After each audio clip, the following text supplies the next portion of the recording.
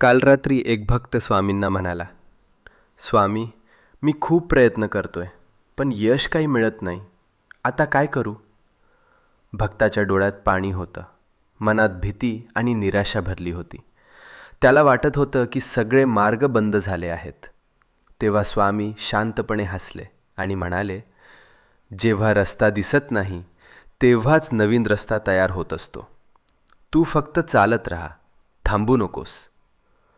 भक्ताने स्वामींच्या शब्दांवर विश्वास ठेवला आणि काही दिवसातच त्याच्या आयुष्यात बदल दिसू लागला. ज्या गोष्टी अशक्य वाटत होत्या त्या हळूहळू शक्य होऊ लागल्या.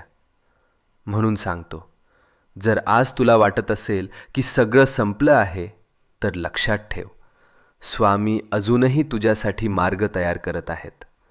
मनापासून विश्वास असेल तर कमेंटमध्ये लिहा, स्वामी माझ्यासोबत आहेत.